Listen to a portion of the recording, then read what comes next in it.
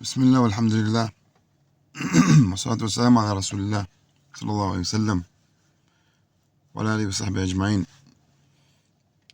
Today is Friday, Yom al-Jum'ah, and we send salams upon the Prophet Muhammad sallallahu alaihi wasallam in a manner which is pleasing to Allah subhanahu wa ta'ala.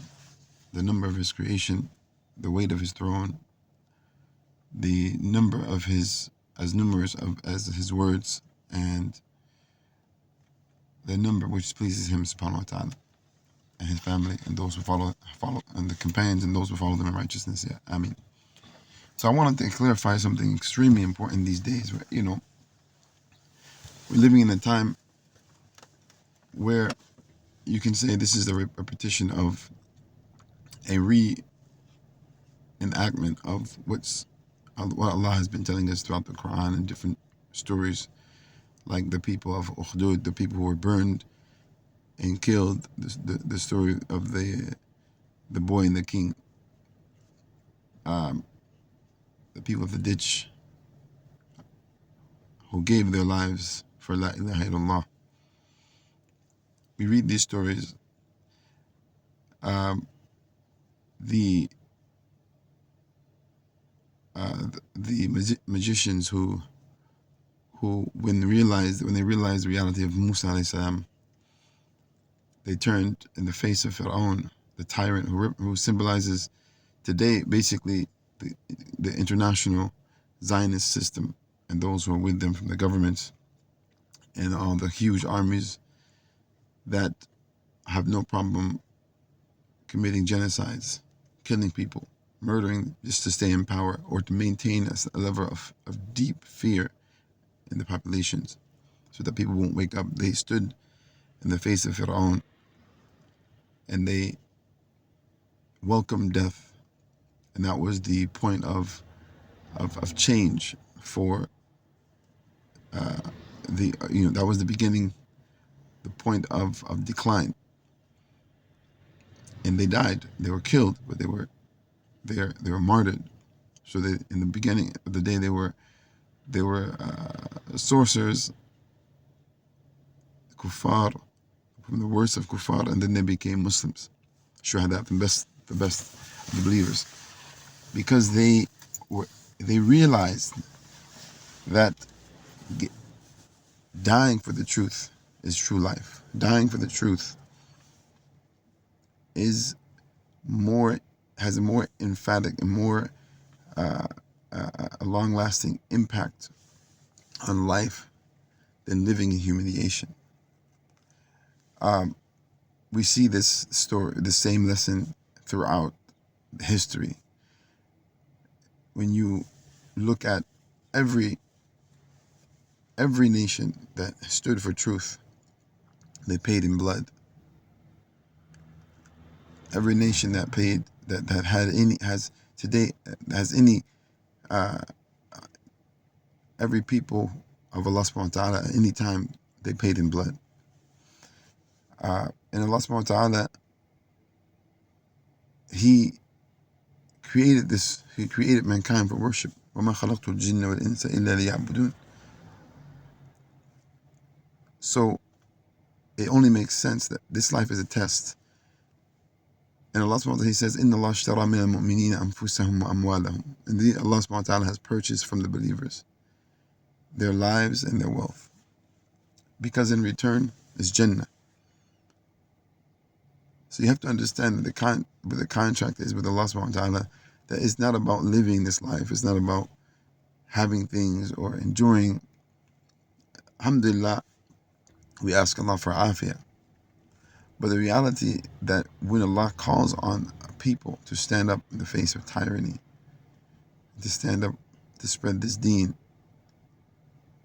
there's no question that the price of blood has to be paid. And those who pay it, they'll live the eternal lives in bliss with Allah subhanahu wa ta'ala. And Allah subhanahu wa ta'ala will honor them in a way that no one else, the people who did not receive that same honor or did not make that intention, they will wish they could come back to this world. and die. And the Prophet ﷺ, he said, I wish, he said in the authentic hadith, he said, لو لو لولا أن أشق على أمتي لوددت أن أقاتل في سبيل الله. If it were not that it would be difficult for my ummah, because being a prophet being killed, Allah subhanahu wa ta'ala didn't allow him to be killed, but that's what he really wanted. And then at the end of his life, Allah subhanahu wa ta'ala allowed the poison he was poisoned with that the Jewish lady put in the meat. The other Sahaba, when they ate it, they immediately died, the companions. But the Prophet, he was protected from it, but Allah allowed it to affect him, so he died as a prophet and as a shaheed, the martyr. But the point is that he said he wanted to, if it wasn't for the fact that it would have a negative impact on the ummah, he wished that he would to fight in the way of Allah, and then be killed, and then be brought back and fight in the way of Allah, and then be killed, and then be brought back and fight in the way of Allah and be killed and be martyred. So the price of any kind of dignity, particularly if you're trying to purchase paradise, eternal bliss, is no doubt to stand up and give your life for the truth and defending humanity, defending the oneness of Allah subhanahu wa ta'ala primarily, defending the deen of Allah, the truth, and of course, humanity. And that life without a life that has no purpose, a life in which a person is not willing to die for a higher cause, for Allah, for a divine cause, is not a life. It's a wasted existence. If you have nothing to die for, you have nothing to live for. So you have people who are ready to die for their nations. Nonsense. Dying for a nation. What is a nation? It's not something that doesn't belong to you. Humanity is more important than the nation. These false concepts which were imposed by colonial powers to maintain division while they unite upon oppression, they want the people to be to be divided and loyal to something that doesn't really exist, a geographic location, or a government which oppresses them. These are all jahiliyyah. The truth is, like the Sahaba, the Prophet, he said, or the Sahabi who went out, he taught them, and they were taught to bring the people from the worship of creation to the worship of Allah, the Creator, and from the oppression of the man-made religions to the justice of Islam, the divine revealed the religion of all the prophets, and from the restrictedness of this life to the vastness of the hereafter.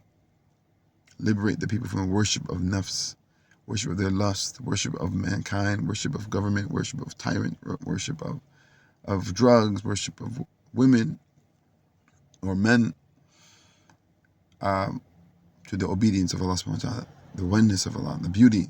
That is something that you give your life for.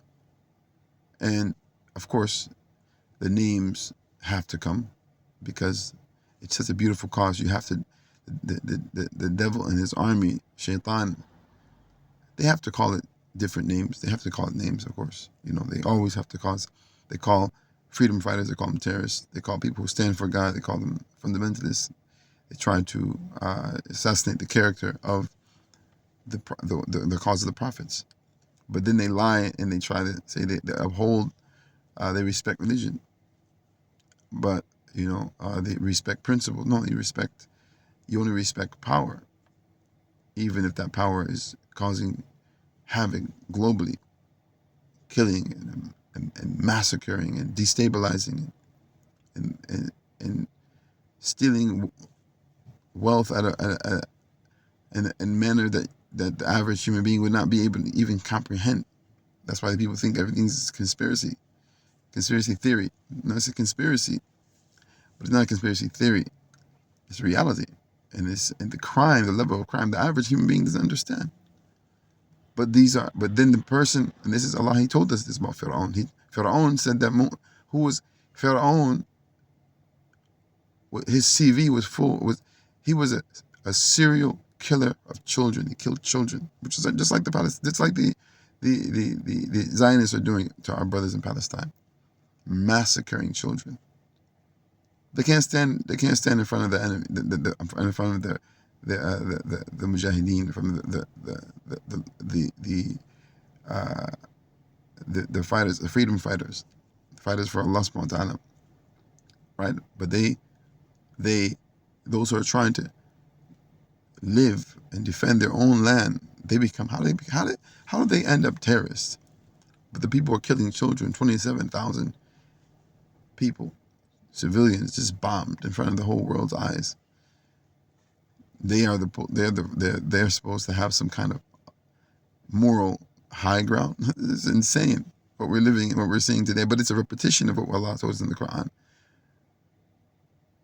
You know, Pharaoh killed children as a government, as a political strategy to humiliate the children of Israel, Bani Israel, who the true children of Israel today are the Palestinians, the Muslims, those who are against global Zionism, against that the whole world turned their backs on, and they're being systemically murdered and massacred and humiliated.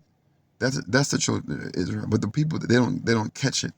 Allah subhanahu wa ta'ala, the same story but different characters, right? So they were the Pharaoh of today are the Zionists and the global elite.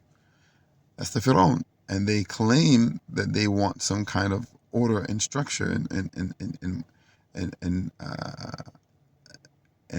harmony, but they're the ones who are massacring and killing and maiming and causing wars and destabilizing entire countries and assassinating people in ways that you can't even understand. That's exactly what Pharaoh said. Inni akhafu an yubaddila dinakum or an yudhira fil ardi fasad. Pharaoh said, I'm afraid that Musa and Harun are going to destabilize or cause corruption on earth, mischief. What? Musa and Harun? The only person that Musa killed was on accident defending someone who was being oppressed. Right? And he immediately made Tawbah. And then Pharaoh never forgot that. وَقَتَلْتَ نَفْسًا. You killed. I mean, and then after that he says, سَنُقَتِّلُ أَبْنَاءَهُم. We're going to kill and massacre their children. Crazy. But they have no qualms and no shame. They have no shame in accusing someone for exactly for what they are known to do systemically. So but these are the price. This is the price for freedom. The Prophet they paid in blood in Badr. I mean, and today, if the hypocrites who would like to turn a blind eye towards the global major oppression and then look at the oppressed and the victims and accuse them, those hypocrites who like to do that, they would have said about the Prophet, and they call it suicide. Giving your life for the truth, for them that's suicide. So that means that the Prophet was suicidal, right? In their logic, right? Subhanallah. When he stood up weak and stood up in the face of Quraysh, when he took the bay'ah of Radwan, which Allah subhanahu wa ta'ala said in the Quran about those companions who gave the pledge of death, when Quraysh decided to prevent them from visiting the Kaaba, he took the bay'ah he took the companions the oath that they will all die, right? Because it was such a imbalance of power that he took the oath from them that they would die for Allah. It wasn't like they would fight; they would die because of the imbalance of the power, right? But they gave that. They every single one of them, they gave the oath to die. Today, people will call that, oh, that's suicidal. That doesn't make any sense. You have to live in humiliation. You have to prostrate to this shaitan so that you can eat and drink and go about your life as a slave. No, no, that's not Islam. You haven't read the spirit of Islam. You haven't read the Quran. Whoever came to the conclusion that Islam equals obedience to tyranny, or Islam equals obedience to because we're afraid of death. What does it mean? وَالْفِتْنَةُ أَشَدُّ مِنَ الْقَتْلِ. That fitna, kufr, worshipping other than Allah, submitting to other than Allah, that's all in the word of fitna. وَإِنْ أَرَادُوا فِتْنَةً أَبَيْنَا. They want us to be humiliated, to submit, to succumb, to capitulate to oppression. That's fitna, right? Worship of Taghut, worshipping tyrants, that's fitna. So that's not what Islam came with. So they call not submitting to the tyranny and oppression, they call that, they call that lack of wisdom, or the name that they call those who stand up for, foolish. They're just emotional. No, they're people who put their trust in Allah subhanahu wa ta'ala. So they gave the bay'ah to die. Were they suicidal? Were they foolish? Were they terrorists? Sallallahu Alaihi Wasallam, and peace be upon him and his companions. And the battle of, and most of the battles of Islam, look at Bilal. He was saying, Ahadun Ahad. Today the people would say, just be quiet. Why would you allow him to torture you? That's how many Sahaba were killed. This is the bay'ah that Allah, this is the purchase that Allah took from the believers. Indeed, Allah purchased from the believers themselves and their wealth, because for them in return is Jannah. They fight in the way of Allah. فَيَقْتُلُونَ وَيُقْتَلُونَ. They kill the evil and they are killed by evil. I mean, I'm putting that word in there because it's understood. يَقْتُلُونَ, they kill. وَيُقْتَلُونَ, and they're killed.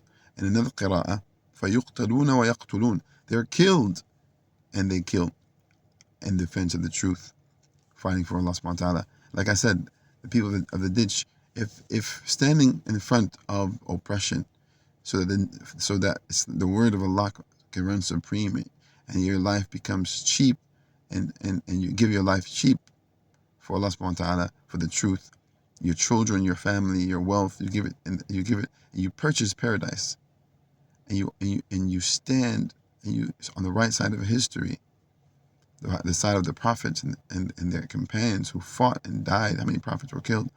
That is that you're dying for that purpose and you're killing for that purpose, right? وعدا عليه حقا, Allah's promise, truth. في التوراة والإنجيل والقرآن, in the Torah and the Injil, in the Quran. This is not a new message. This is the way of the prophets. Every single prophet came with this message. And every single prophet, Musa alayhi salam, when he came and he exposed the evil of Fir'aun, and he called for the liberation of the Bani Israel, right? And so the oneness of Allah and the liberation of the people, those two go together. And I'm telling you, whoever's calling for the oneness of Allah and they're not calling for the liberation of people, they don't get it. And they're not from the call of Allah Azza wa Jal. Every single prophet came to unify that relationship from creation to Allah directly, so that people are liberated from the slavery of worship of other than Allah, and then they came to liberate the people, right? أرسل معي بني إسرائيل. Why is Allah put in the Quran? Because it's the same message. The Prophet, he came to liberate the people. And يخرج العباد من عبادة العباد, to take the people out from the worship of the creation to the worship of Allah. You can't be a slave to tyranny and to oppression, to global oppression, to occupation, and you're calling to Tawheed, and that Tawheed is not inspiring in you and instilling in you the willingness to give your life to be free for Allah. You just don't get it. Whoever calls that, whatever da'i, whatever person calls to that, they just don't get it. And that's a blasphemy. It is a lie against Allah subhanahu wa ta'ala to teach that Islam calls to capitulate to oppression and not to give your life, because for them al-qatlu akbar min al-fitna. But Allah says, wal-fitnatu akbar min al-qatl. That death, that oppression, evil, fitna is worse than death. And Allah subhanahu wa ta'ala laughs at the person and welcomes the person, that when he's standing and he's fighting, and then his fellow soldiers run away, he stands alone and fights the people. You tell me what were the people described? What the ignorant hypocrites of today call that person who Allah is pleased with? They'll say, "Oh, he's foolish.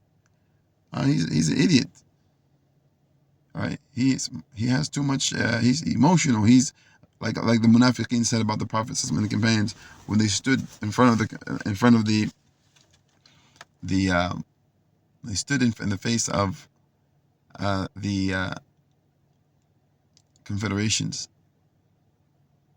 They said, غَرَّ هَؤُلَاءِ دِينُهُمْ. These people have been, they're delusional. Their deen has made them delusional. They're not realistic. They're not practical.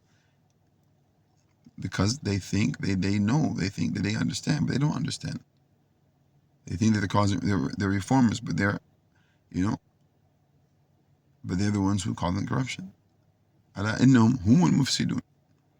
So we have to get rid of this slave mentality and stop relying upon Allah, that Islam teaches us to be castrated, teaches us to capitulate to evil, teaches us to be passive, teaches us to be, yes, there's structure, there's unity. When the Muslims are unified under a imam who is calling them to the يَقُودُهُمْ بِكِتَابِ اللَّهِ, and there's some oppression, but there's unity amongst the ummah, and the borders are being protected, and the Muslims are being, yes, we're patient.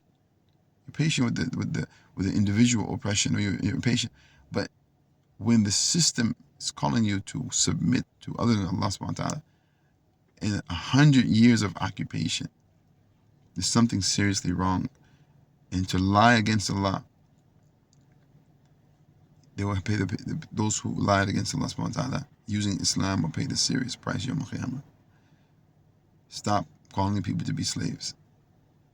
Stop saying living in humiliation is better than death. Dying for Allah. وصلى الله وسلم على نبينا محمد وعلى آله وصحبه أجمعين.